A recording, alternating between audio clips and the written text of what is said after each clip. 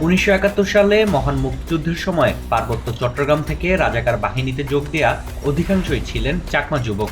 স্বাধীনতার পর 1972 সালের 15 ফেব্রুয়ারি মানবেন্দ্র লারমার নেতৃত্বে গঠিত হয় চট্টগ্রাম জনসংহতি পরিষদ, সংক্ষেপে জেএসএস, যাদের সামরিক শাখা শান্তি বাহিনী হিসেবে পরিচিত।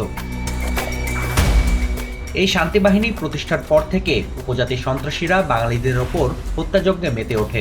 এখনও পার্বত্য অঞ্চলে সক্রিয় রয়েছে উপজাতি চাকমা সন্ত্রাসীরা। বাংলাদেশ থেকে চট্টগ্রামকে বিচ্ছিন্ন করে আলাদা রাষ্ট্র জুম্মল্যান্ড তৈরির পায়তারা করছেন তারা। এবার নীল নকশার অংশ হিসেবে মিয়ানমারের জান্তা সরকারের সঙ্গে হাত মিলিয়েছে চাকমা বিদ্রোহীরা। সম্প্রতি নর্থ ইস্ট নিউজের প্রতিবেদনে উঠে এসেছে এই তথ্য, যেখানে উল্লেখ করা হয় মিয়ানমার জান্তা বাহিনী বাংলাদেশের ভেতরে চাকমা যোদ্ধাদের সঙ্গে সুসম্পর্ক তৈরি করেছে, যার মাধ্যমে চূড়ান্ত পর্যায়ে রয়েছে পার্বত্য চট্টগ্রামে আরাকান আর্মি বিদ্রোহীদের ওপর ড্রোন হামলার পরিকল্পনা। গেল এক মাস ধরে বাংলাদেশ ভূখণ্ড ব্যবহার করে আরাকান আর্মি ও রোহিঙ্গা সশস্ত্র গোষ্ঠীগুলো মিয়ানমার জান্তা বাহিনীর ওপর হামলা চালাচ্ছে, যার বিপরীতে জান্তা বাহিনী ব্যবহার করছে ড্রোন ও মর্টার শেল।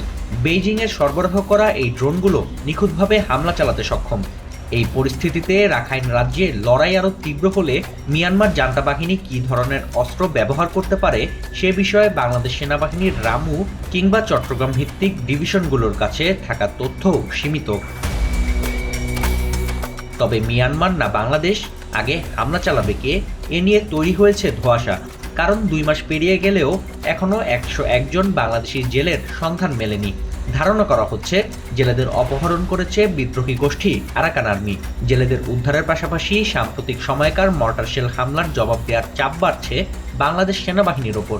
ফলে বিশ্লেষকদের ধারণা জেলেদের উদ্ধারে নির্বাচনের আগেই চালানো হতে পারে সার্জিক্যাল স্ট্রাইক।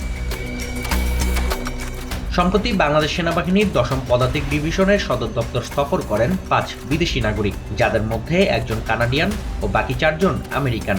তাদের এই সফর রহস্যের জন্ম দিয়েছে, কারণ 10ম পদাতিক ডিভিশনের সদর দপ্তরের অবস্থান রামুতে, যা থেকে মিয়ানমার সীমান্তের দূরত্ব মাত্র 25 কিলোমিটার। রামুতে ঠিক কী আলোচনা বা কাজ হয়েছে সে সম্পর্কে বিস্তারিত তথ্য পাওয়া যায়নি।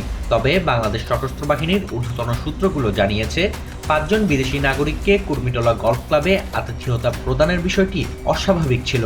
এছাড়াও চট্টগ্রামে চীনা টেকনিশিয়ানদের নেতৃত্বে যুদ্ধবিমান ও কামান মেরামতের তথ্য গুঞ্জনের পালে আরও হাওয়া দিচ্ছে।